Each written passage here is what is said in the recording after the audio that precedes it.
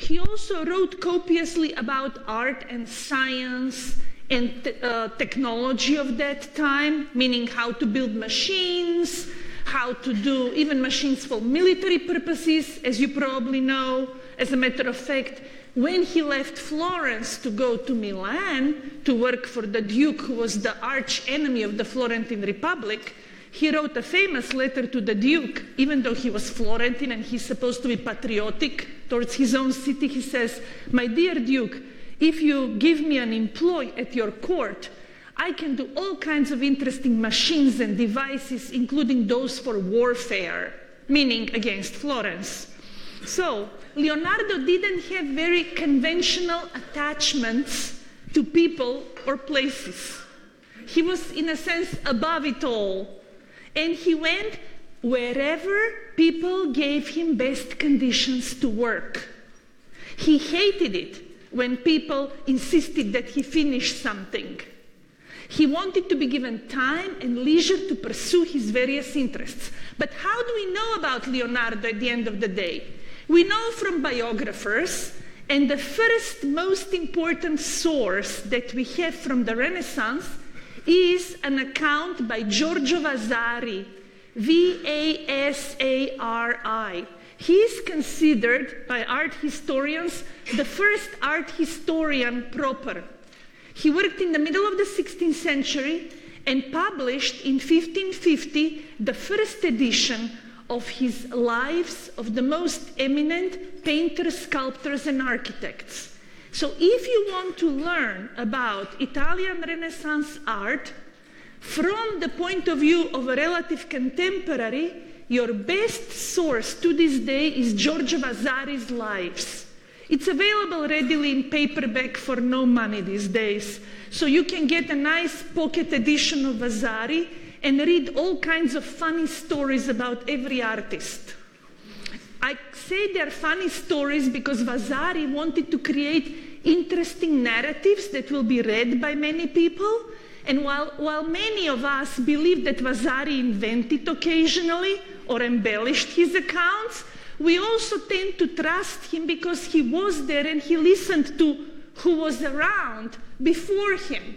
So this is just a little excerpt. There is an online edition of Giorgio Vasari's Lives, but this is just an excerpt I wanted to show you. And this is only a section of his life of Leonardo da Vinci. This in itself is important because, of course, he starts by talking about Andrea del Verrocchio, the teacher. And then this is how he describes Leonardo. Now, Vasari did not know personally Leonardo.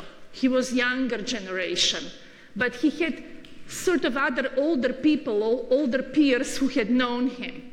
So look what he says.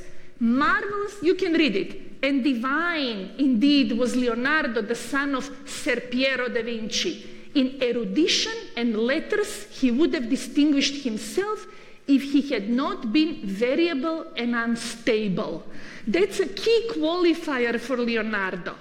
Vasari says that the greatest gift of Leonardo is that he's so curious, but he was also variable and unstable. He picked up things and got bored, went on to something else, left the painting for 6 years unfinished, never gave it to the patron, then went back to notebooks. Leonardo did whatever struck his fancy. Maybe attention deficit disorder, super bright, couldn't stay on one task, but he accomplished quite a lot. So he says he set himself to learn many things. When he had begun them, gave them up. In arithmetic, in few months, he made such progress that he often perplexed his master, this is when he was a child, by the doubts and difficulties that he propounded. He gave some time to the study of many subjects, right? And he also learned to play on the lute, improvising songs most divinely.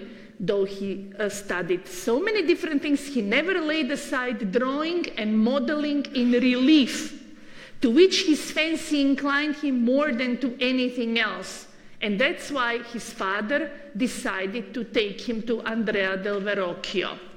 So, and he loved being there. And anyway, then Vasari goes on, and what's really wonderful is that he will tell you stories like this, Vasari.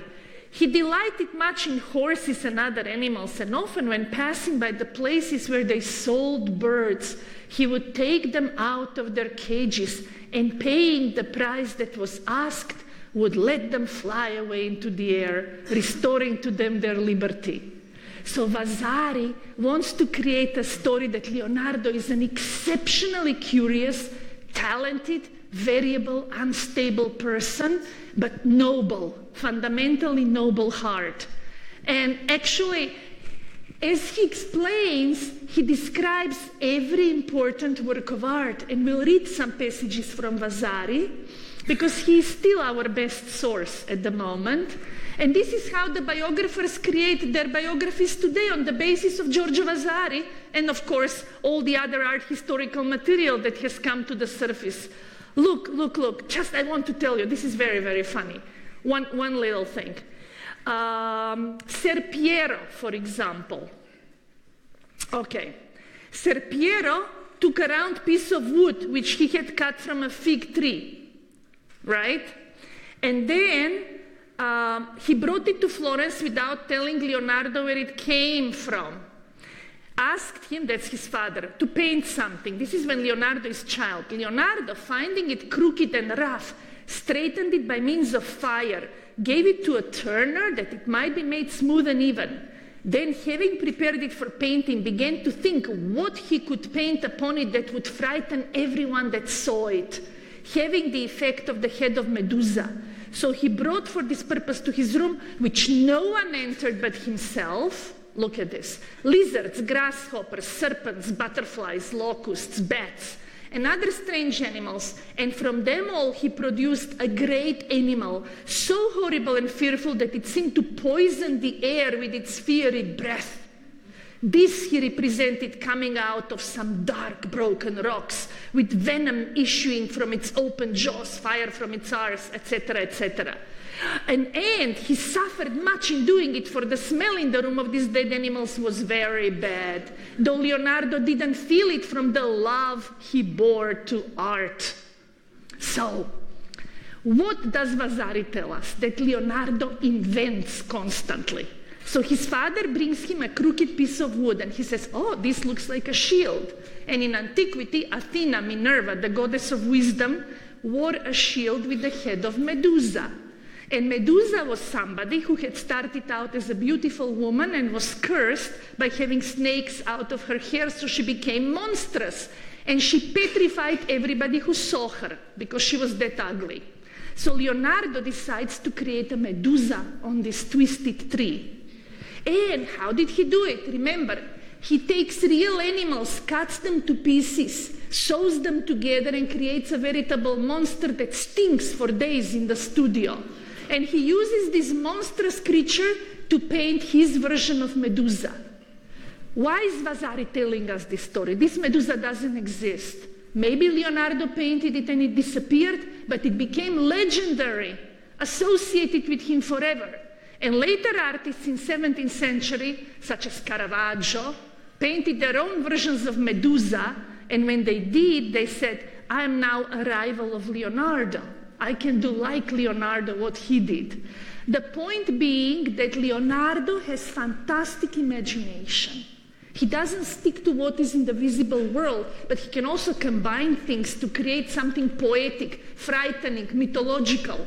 That's what Vasari tries to tell us. So I'm just saying, I'm suggesting that if you like to read more about how these artists were thinking in the 16th century and in the 15th century, go to Vasari. He's a lot of fun.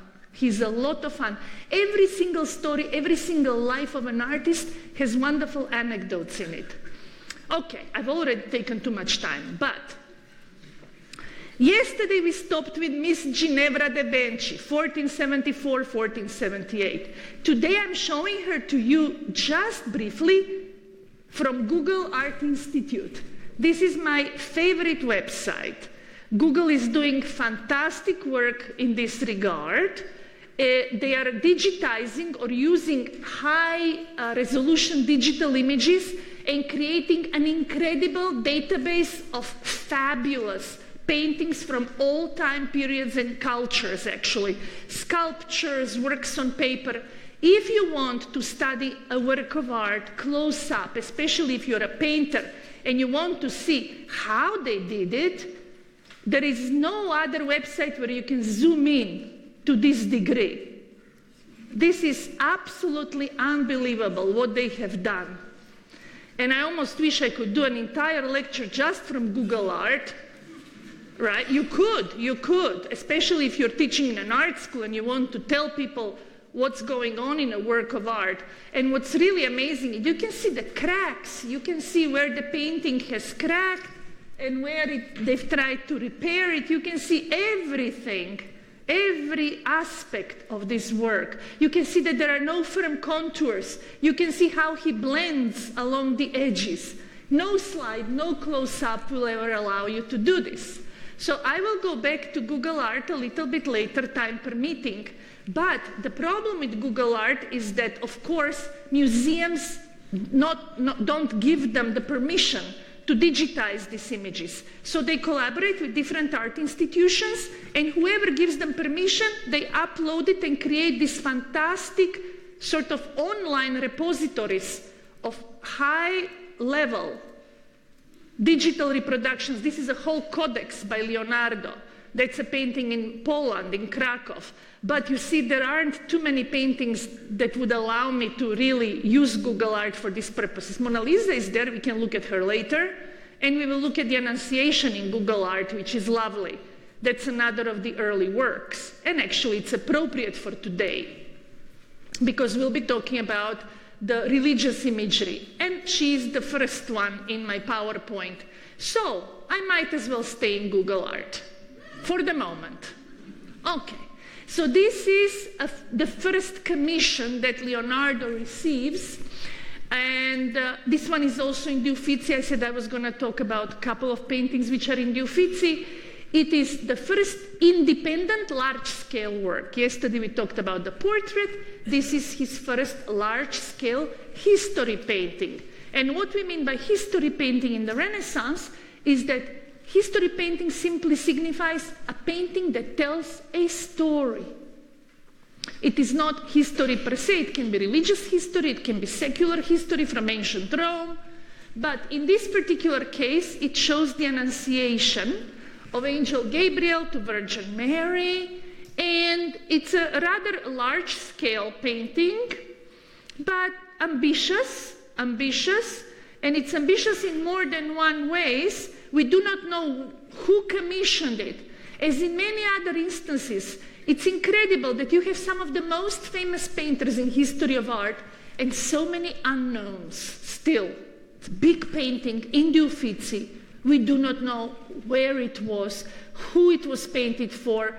It says it was still at Verrocchio's workshop when he worked. It came to the Uffizi in 1867, and it's quite large. 217 centimeters by 98, oil on panel. So, it's really great that you can study this at home, but today we can also study it here on a large screen. So, a mystery painting from the get-go. And if you look at it, it is like any number of annunciations in the Renaissance. It's a very commonplace subject. You find it in every church. What's really unusual, however, is that this kind of panel with this format, 200 centimeters long oak, different boards of oak put together, joined together, with oil paint, is an innovation. Because up until this point, Florentine artists worked primarily in extempore.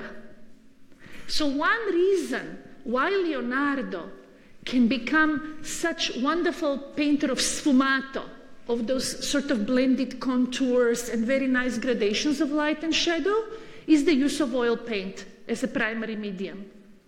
He is actually the first in Florence to move to oil. And you might say, why were the Italians using egg tempera? Because egg tempera had been used since the Middle Ages in Italy. All those icons influenced by Byzantium, the Italo-Byzantine style, and Gothic art, it was all egg tempera. Who was using oil in Europe? Northern Europeans. As a matter of fact, they say that the inventor of oil paint was Jan van Eyck in Bruges in 1430s. So, oil paint, even though we say that Renaissance began in Italy, the technology that allowed the Renaissance to flourish, the medium, came from Northern Europe. And it was through people like Bernardo Bembo, that Venetian ambassador who brought the Memlings, who brought the small paintings to Florence, that the Florentine artists saw the oil paintings and said, my God, we could paint everything so much better in this new medium. Because oil allows things to dry slowly. And you can use glazes and layers, and your surfaces become infinitely deeper and richer for painting. Tempera dries fast, and it feels flat. So, Leonardo, being endlessly curious, as we said from Vasari, was the first one to use extensively oil painting. And certainly the first one to use oil painting on this scale. When you look at this, it's very much a student's labor still. Many people say that he's struggling with perspective. He cannot really compose this properly. There are certain things that doesn't quite join together well. What you have is a feeling of cutouts. The figures are standing against that backdrop, but they're not so fully atmospherically integrated. But remember, this is a guy who is still a student of Verrocchio, and it's a huge painting, and we don't know for where. He wanted to prove something quite clearly. As you go in, you realize that the oil paint, this is what oil paint allows you to do. Oil paint allows you to paint many, many details, and it was actually at this time that, you could maybe lower it a little more, the light. It was at this time that as these northern paintings came to Italy, artists said, my God, it is so fascinating that you can paint little flowers, and look how the enclosed garden of the Virgin Mary is always full of lovely little flowers. But unlike other artists who would just paint single pink flowers and purple flowers and make them decorative and flat and sweet, Leonardo actually tries to convey a sense of living turf, that greenery, all those things that are interwoven. It's not the most disciplined of little gardens. He tries to show you how things behave in nature, how they move. So this is rather unusual. What else is unusual in this painting that he gives you? Look at that. Look at that grotesque bookstand or lectern in front of the Virgin Mary. What in the world is going on in his mind to give this to the Virgin Mary? I mean, this is like as pagan as it gets. This is a kind of ornamentation that artists in the Renaissance are discovering from Roman monuments, from architectural remnants, and all of a sudden it becomes fashionable to introduce paganism into Christian subjects. But it is quite pagan, I must say. And it's almost monstrous in a strange way. Look at the feet there of the lectern, like from some animal. He invented it. He's not copying any given Roman prototype.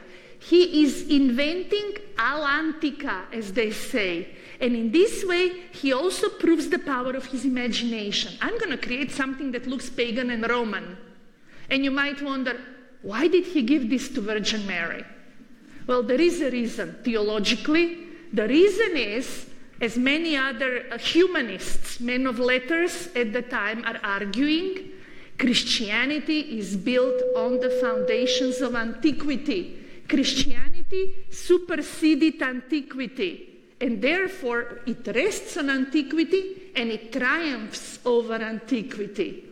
So the pagan stand for the book that the Virgin is reading is part of the very important transition from the old law to the new law, because the moment of the Annunciation marks the transformation, the actual coming of Christ, which is the new era.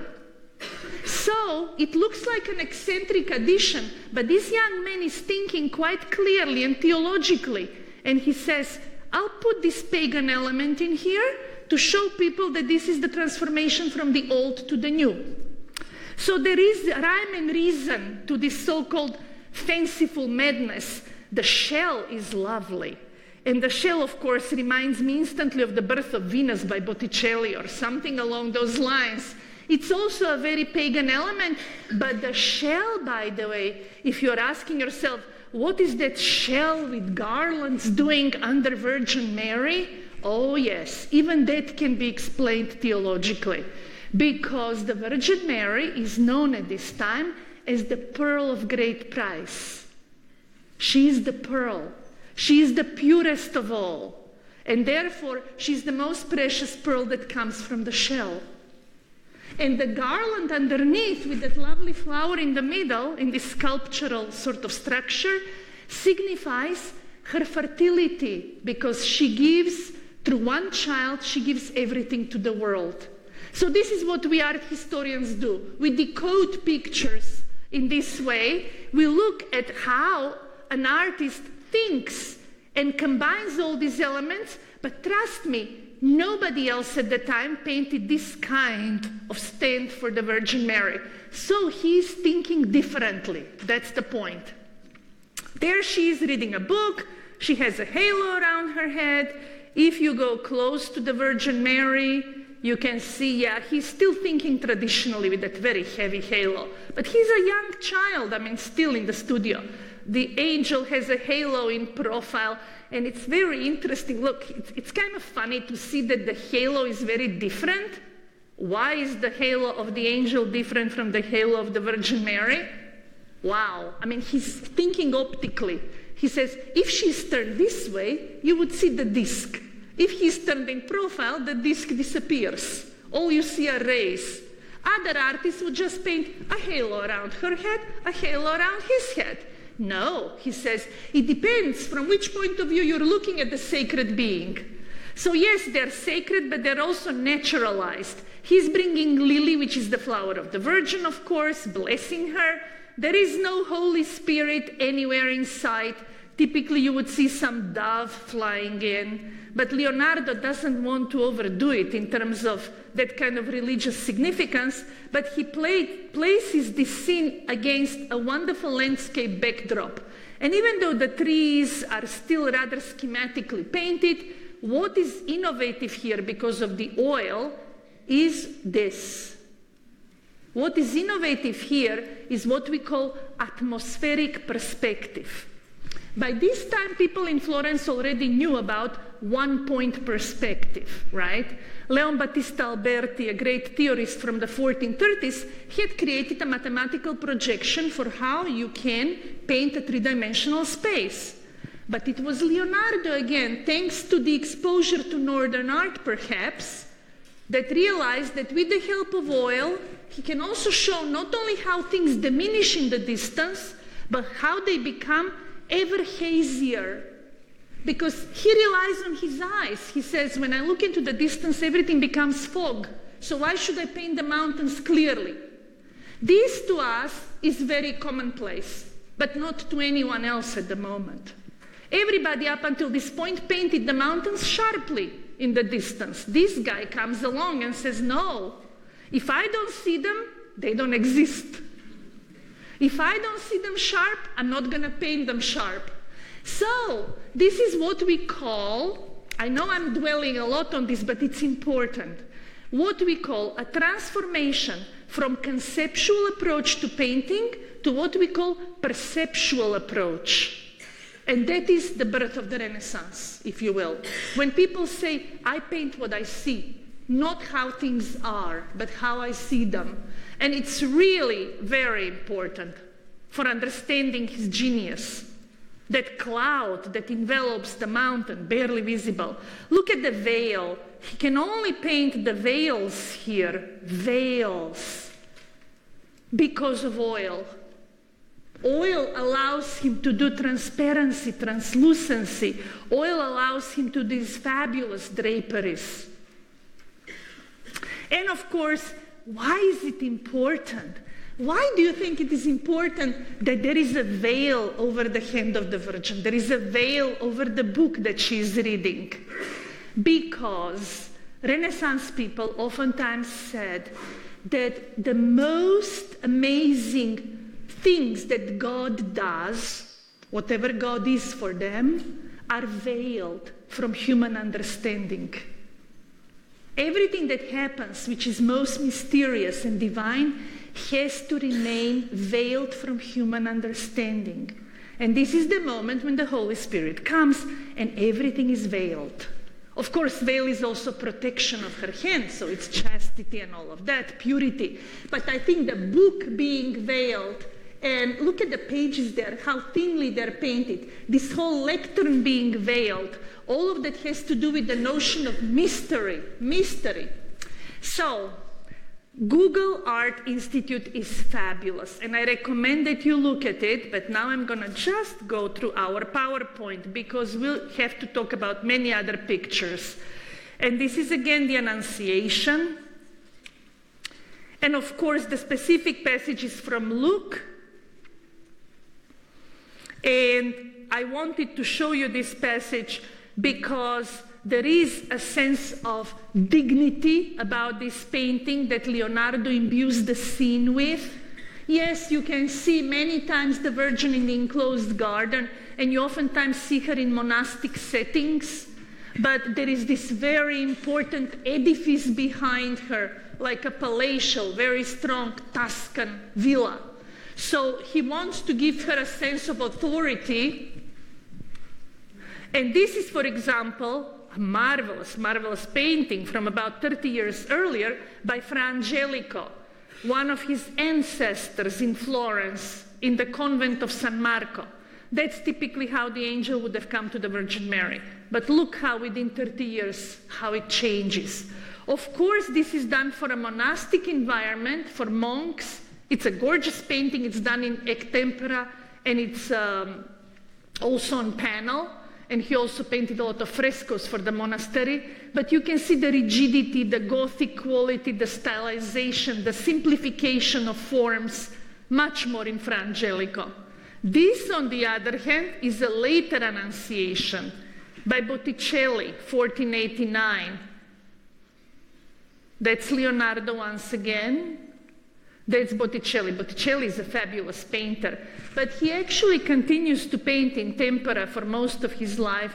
And even in this Annunciation, the colors are wonderful, but in this Annunciation you still have a kind of exaggeration of poses that people sometimes say it still has that Gothic emotionalism, like excessive gestures and poses. You might be wondering, what are the lilies doing? The lilies are always brought by the angel. He also didn't paint the Holy Spirit. The lilies are there, but also there is a single tree growing behind the lilies. And in Christian iconography, of course, that single tree is the new birth, is Christ. Leonardo painted a whole garden and a whole forest of trees behind. Botticelli is still more conventional, and he's painting a single tree. So this is about 15 years later. Botticelli knows Leonardo by this time, of course, even though they're exact contemporaries. But look at the atmospheric perspective in Botticelli, or absence of atmospheric perspective. Everything in the distance is still very detailed and very clearly visible. He's not thinking optically. He's still outlining everything. So therein is the difference between them. Here is just a little close-up. You can see how inferior regular slides are. And actually, I brought you here just a little excerpt from Leonardo himself, from one of his notebooks. And this is from his notes on perspective, because he wrote a whole treatise on painting, and he has a chapter there about perspective. Perspective was so important. And he says, if the Lord, who is the light of all things, vouchsafe to enlighten me, I will treat of light Wherefore, I will divide the present work into three parts: linear perspective, perspective of color, and perspective of disappearance. He actually invents three categories of perspective. Linear perspective is how big things become diminished in the distance. Perspective of color is how you can use different color tonalities to show that gradual distancing effect. He's so smart. And the third perspective is perspective of disappearance, which is what I showed you, how the mountains become just fog in the distance. So he wants to build upon previous studies and improve. And I think that what's also important is that, you remember I spoke about light extensively yesterday. Light is God. God is light. And therefore, if you learn how to use light properly, you're mastering this divine capacity. You become almost godlike by being able to paint through light. That's just a drapery study, gorgeous one from the Louvre, probably related to the woman, to the Virgin. And of course, remember, he would not have a female model sitting for him there. He would probably have to paint a girl, just a face, and maybe the upper part of the body, somebody who he had available, for painting, and then he would have another model sitting for the legs, and of course the legs are very muscular, very strong, almost unrealistically large vis-a-vis the Virgin Mary. But that's because these painters always compose on the basis of different models. Nobody sits for him for hours. When he gets down to painting a portrait like Ginevra or Mona Lisa, it's a different story. But for this, it's all a composition like the Medusa he made. He basically takes bits and pieces and composes over an extended period of time. And it is still very, very tame, very tame. He's learning. But you can see the delicacy of light on the locks, especially that quality of light, the golden light around her. Just as a comparison quickly. So, I move on to the next religious image, which he paints, and you might say, what in the world is this? It's an unfinished work. The man never got around to finish it. This is the big Adoration of the Magi, which he started for friars from one particular monastery in Florence. He started arguing with them over payments. He took forever. They gave up on him. He goes to Milan, leaves this with the brother of Ginevra da Vinci. After a few years in Milan, comes back to Florence, looks at the panel in the studio, says, I might finish this, starts working on it again. Meanwhile, the monks give up on him entirely, give the commission to Fra Filippo Lippi. So essentially, it remains unfinished. It's a disaster. But why we like this painting? Why art historians love this painting, the Adoration of the Magi from the Uffizi? And by the way, this was so dark until recently. It's on panel again, and this is what it looked like until recently. A complete ruin, you can barely see it in this light. But the Adoration of the Magi was recently cleaned. And Uffizi spent huge amount of money to clean this panel properly, conserve it, and when I was there last year, I saw it installed. It looked fabulous. And why do we get so excited? Because a panel like this tells you so much about method of work. It tells you about all the layers, all the phases through which an artist goes. It's not a masterpiece, but you can literally enter into the mind of the artist by looking at all these layers.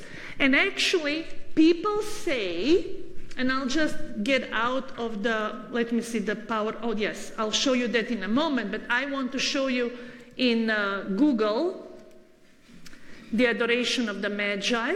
It will be here. Let me see now, just to get back to it. Yes, there we go, there it is. From the Uffizi. Left unfinished, conceptual, formal complexity, etc., etc. Okay, so if you zoom in, It's nice. You can see the lines. You can see how he is developing this composition little by little, and how, even at the level of drawing, he draws on the panel and then all of that will become colorful at some point. But even at the level of drawing, he's introducing light and shadow. That's that unusual thing about Leonardo. Even on the underpainting, he's creating a sense of relief. It looks very crazy.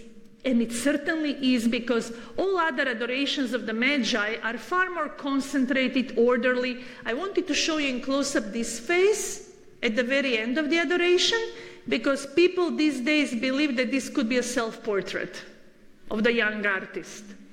But that's only a supposition. We have no proof.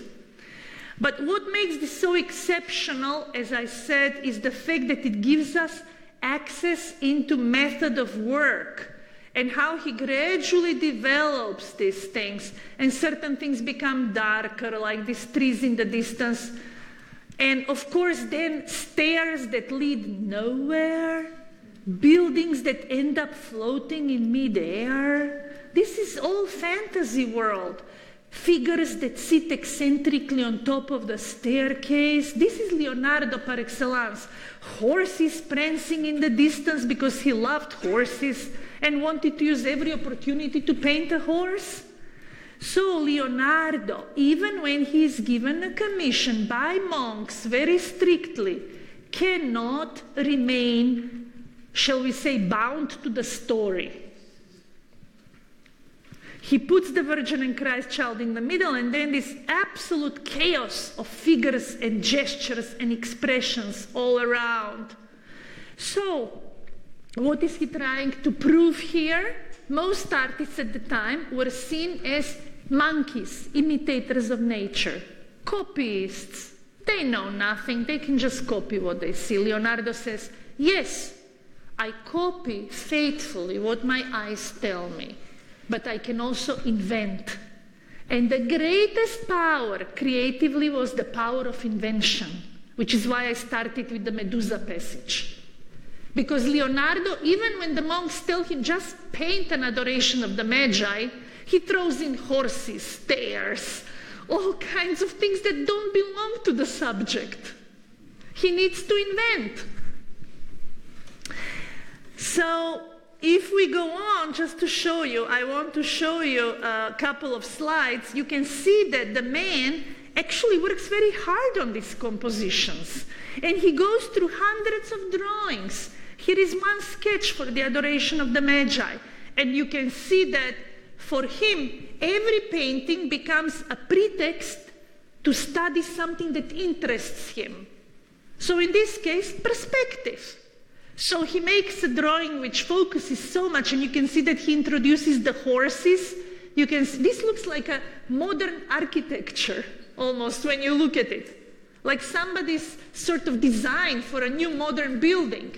And what you see there are the stairs going nowhere in the painting, and you see that shed-like structure on top.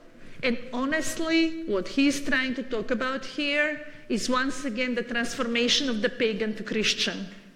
Because the stairs going nowhere are like the stairs of antiquity, the Roman, the edifices of Rome that have fallen apart and only the stairs remain.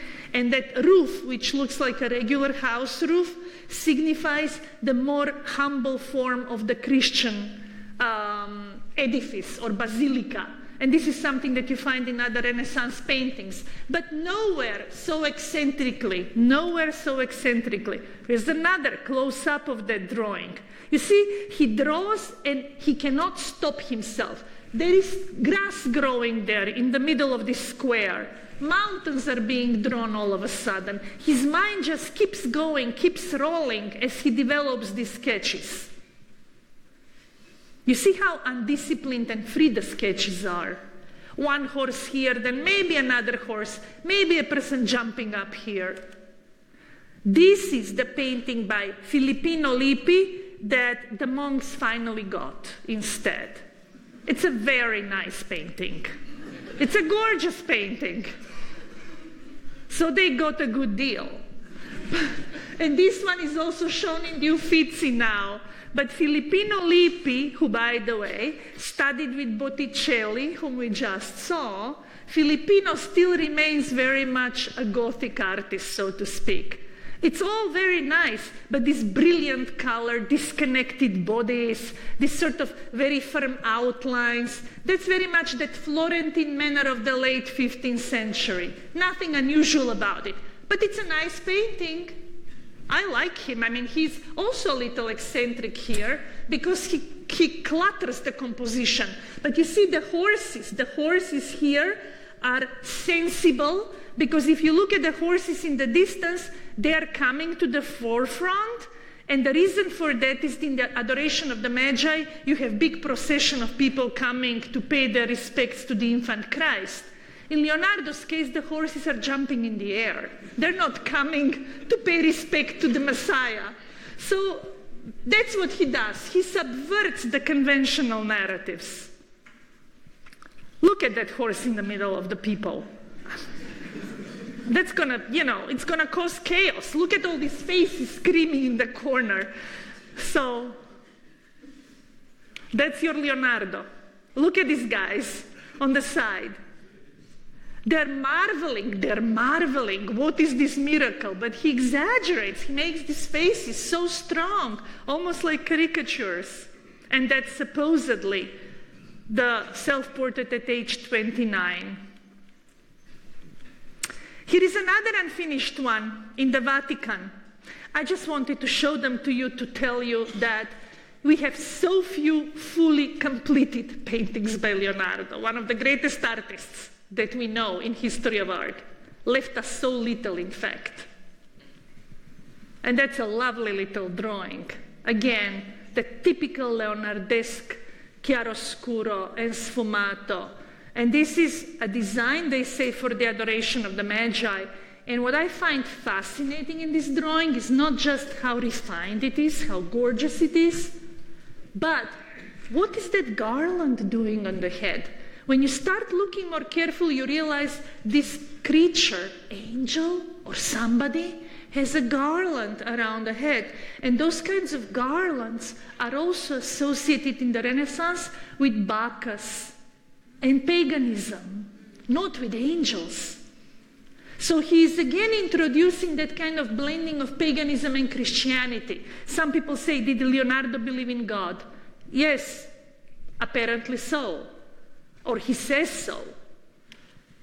So, here is the Virgin of the Rocks. I'm just going to talk about a couple of other of these compositions that are religious, that relate to this notion of divinity. And he painted two versions of this painting.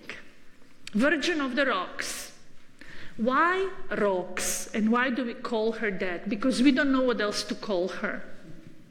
Because there are many rocks behind her, that's the name that art historians have given to it. Did anybody else paint Virgin of the Rocks? No. This is Leonardo's invention. So everybody paints Virgin, Christ child, John the Baptist.